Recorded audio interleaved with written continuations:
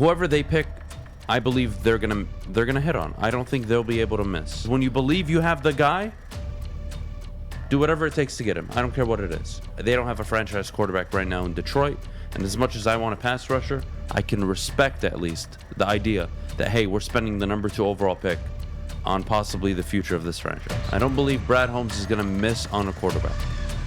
I really believe that. But again, do I think it's a quarterback this year? I don't. You asked me a question last night. I said, Adam, are you okay with the Detroit Lions taking a quarterback at number 2? And about a month ago, I'm not gonna lie, I was at the point where I'd, strangle somebody if they told me quarterback at 2. I still feel that way, but I'm more open-minded to it because I just understand the game. Football, it's the most important position. And if you're telling me the GM that I believe in, that I think is probably the most competent GM this team has ever had, is going all in on a quarterback, what that tells me, Terry, is, all right, 1, that's his guy, right? 2, they're going all in on the future of the franchise, and eventually they're going to have to address it.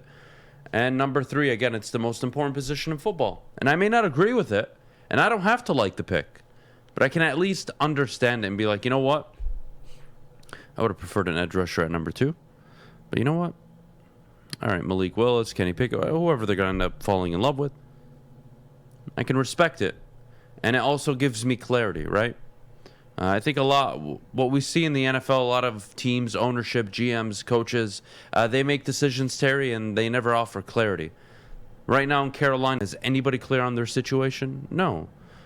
Is he on the hot seat, meaning the head coach, or not?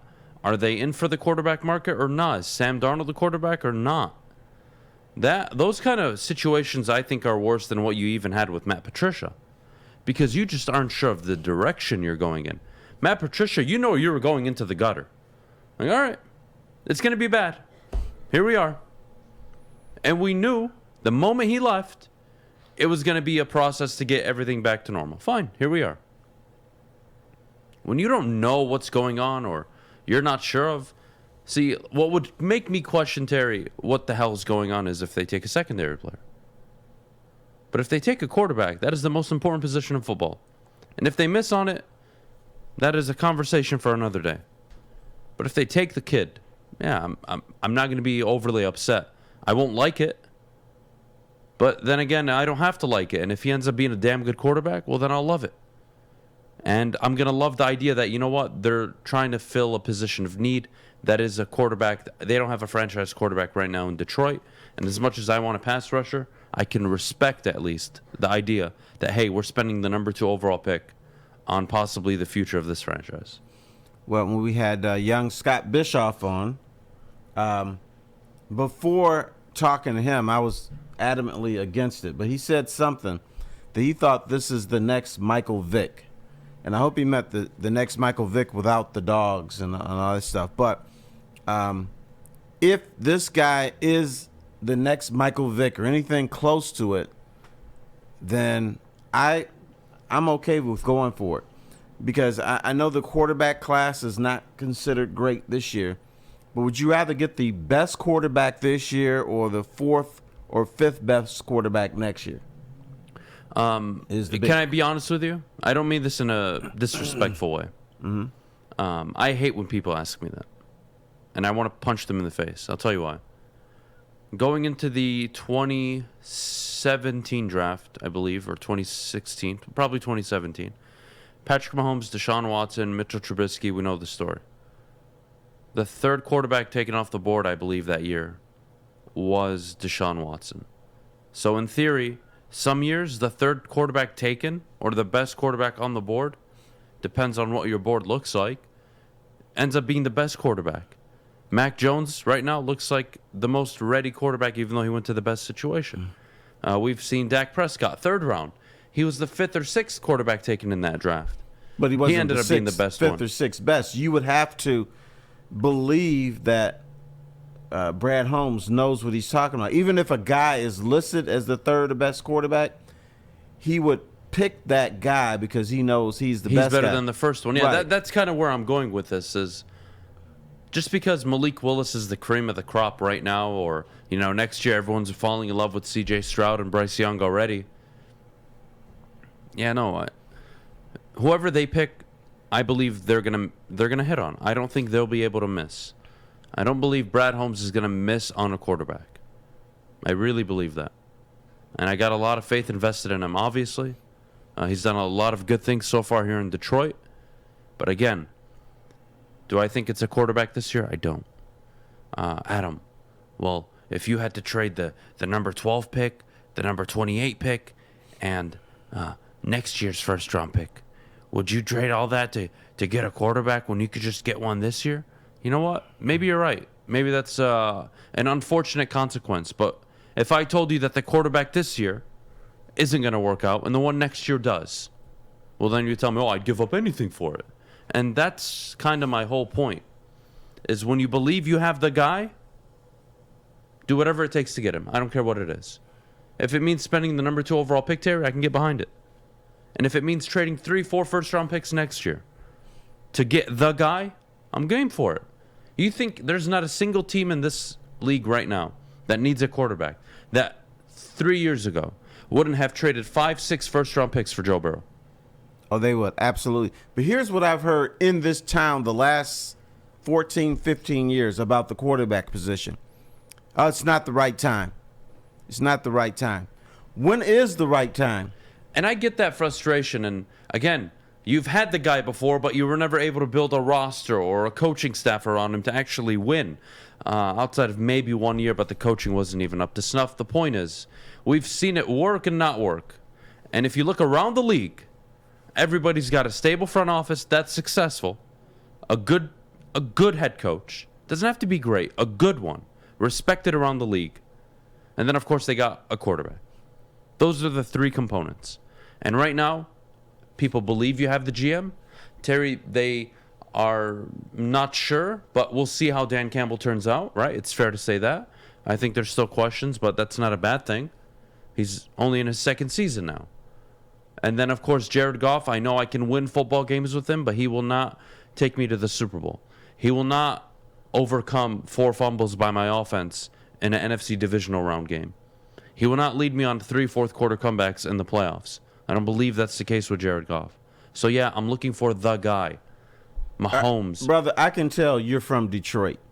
Here's why. You keep talking about, well, you got to build a roster before you get the quarterback. But in many other cities, you can build a roster with 2nd round, 3rd round, 4th round guys. Here in Detroit, we believe this. If you don't hit on the 1st round, you can't build a roster. No, that's not where I'm going with this, because Brad Holmes has shown that he can draft. But I'm later saying on. Now you have to believe you've got the guy that's They going could to punt build. the next 5 first-round picks, in my opinion, for the next 5 years, and they should be able to still make a good football team out of it. There's 6 other picks after the 1st round. You should be able to figure it out. The Rams have. Many teams have. Cooper Kupp's a 3rd-round pick. You can find these players. Amon-Ra St. Brown, 4th-round pick. So, yes, you can build a good roster, but ideally you hit on the 1st-round players because it makes your life a lot easier. It does. But it's not the only way to do it. Because, but you got to get that quarterback at some point. We've drafted players like Ass Tabor. That's his name, by the way. I know. Translation. I hear you. Hell yeah. Not going to fight you on that one. Yeah, look, again, they're going to have to get the quarterback eventually. Whether it's this year or next year or the year after, I don't know. Who they fall in love with, I don't know. They have not told me. Is there a quarterback in this draft class I believe can be, like Scott said, the next Michael Vick? I don't know. Malik Willis is only 6 feet tall. If he was 6'2", 6'3", running the way he runs, I'd be feeling pretty damn good about him. Are accuracy issues a concern? No, Josh Allen and the Buffalo Bills and their entire fan base are very happy that they took a chance on a kid with accuracy issues. How tall was Michael Vick? I believe 6'1". I believe he was 5'10". Oh, I don't know. That's what I think. I don't think he. I think Michael he was 6. Vick, I think he was a solid 6. No, he was not. I'm He's telling shorter? you. He was shorter than that. Google When he was says listed, he 6 wasn't. foot. Google. He wasn't 6 foot. Google says I'm that. telling you. Okay, past, walked with the guy up the tunnel at Ford Field, there's no way he was 6'1". No way, unless he was wearing high heels. But the dude was fast. He had a strong arm. Accuracy was a problem, but he became a superstar in this league. He wasn't 6'1", brother. Well, So Charles Barkley was 6'6", right? Isaiah was 6'1", right? yeah, fair point. I do got to say, though, back to the quarterback conversation, Terry. You're going to need one. We both agree on this.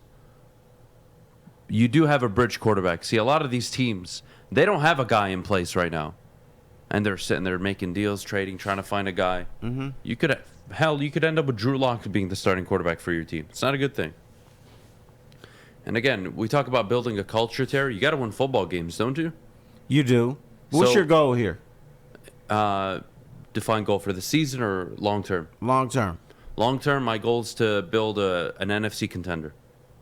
You gonna do that with Jared Goff? No, but I can win games and establish a culture this year with Jared Goff and move off him next year if I draft one this year or next year. But once again, it goes back at some point. You're gonna have to address it. Yeah, I'm with you. I'm with you on that.